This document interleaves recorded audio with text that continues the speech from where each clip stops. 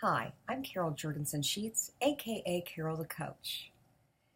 And I don't know about you, but I know that whenever I want something in life, I have to strategize. I have to figure out how I'm going to make that happen. And almost invariably, I need to take something off my plate to give me enough time to concentrate on making whatever goal I want in my life happen. And so I'm going to ask you, are you comfortable with your schedule? Would you say your life is pretty full? Or are there things in your life that you do because they're easy, they're comfortable, and maybe even a bit lazy? That's something you probably need to look at because there's some open time and availability to create the life you deserve. And what I know to be true is the only way you're going to get to where you want to be is to carve out time to make it happen. You've heard me talk before about the rule of 5. Do 5 things every day to get closer to your goal. Okay, that's one thing you can do. The other thing you can do is you can write down what you want in your life and post it places so that you see it, so that not only are you consciously aware of what you want, but you're subconsciously striving for it even when you don't know that you are. When you get the cooperation of your conscious, your unconscious, and your subconscious working together, you're much more likely to face resistance and move around it. And that's really important. We have to have our brains working for us. Now, I did say you have to take something off your plate. You might even have to take more than one thing off your plate because most of us live a pretty scheduled life. So is there something that's mundane that you do that isn't particularly healthy? It may not be harmful, but it's not particularly healthy that you could give up. Back in the 70s, 80s, and 90s, it was television. Now, in this technological age, it might be Facebook, it might be Instagram, it might be Twitter, and it might be just the good old internet. I mean, how much time do you spend looking at other people's lives or products that you really desire or places you want to go? And that's fine that you do that, but if you're spending inordinate amounts of time on that, it is definitely a drainer of your energy. Because it's not like you're making it happen, you're just wishing you were there. And what I know is that when you wish for something, if you don't immediately put into action a way to make that happen, it's more than likely going to be a wish that goes unfulfilled. And as Dr. Wayne Dyer says, we want wishes to be fulfilled. I mean, that's what life's all about. It's creating the life we want and deserve.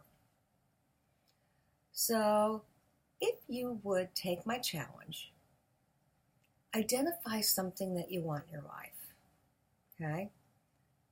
And I want you to write down, let's make it simple, 5 things that you can do this week to get closer to your goal, okay? That might look like you're writing a book or some poetry. You carve out some time to do it. You contact a publisher, see if they're interested.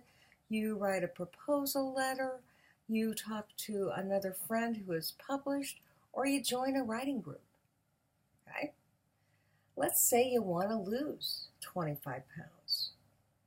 That may mean that you look at applications on your phone that would help you document what you need to do. Because remember, I said when you write it down, you make it happen.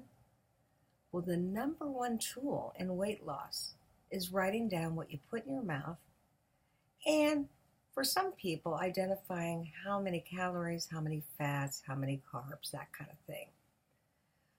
Okay, so you get the app for weight loss, you buy a scale, You check in with your friends and you find out, has anybody else got that on their list?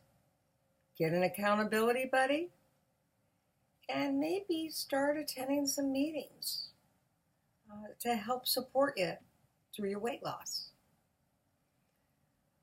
You get the drift. So find 5 things you can do to make whatever it is in your life happen. Write it down, post it other places, which enlists the cooperation of all 3 parts of your brain. And then I want you to actually imagine yourself completing the goal. I know that when I wanted to lose some weight, I had my friend, who was a fabulous photographer, Photoshop me thinner. Now, to this day, I am now the weight that I want to be. But my set point is about 35 pounds heavier.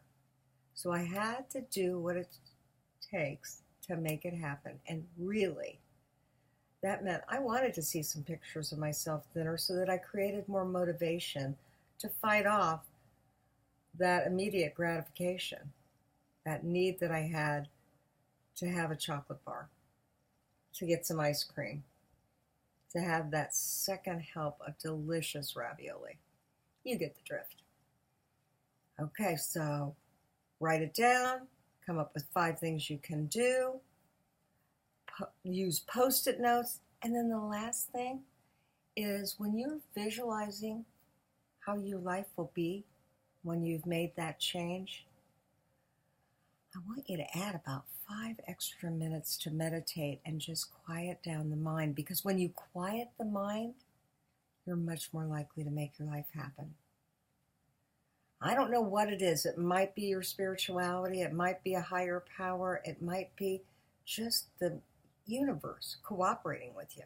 But when you quiet things down, it allows for some time and some energy to be devoted towards your goal. Okay, this is the 28-day challenge. I'm challenging you to apply these 5 principles to your life for 28 days and see if it doesn't establish some really good, positive, healthy behaviors that get you to your goal. I'm Carol Jurgensen, aka Carol the Coach, and if you want more reading material, go to my website, carolthecoach.com. I have over 500 articles that I've written on how you can improve your life and create the life you deserve.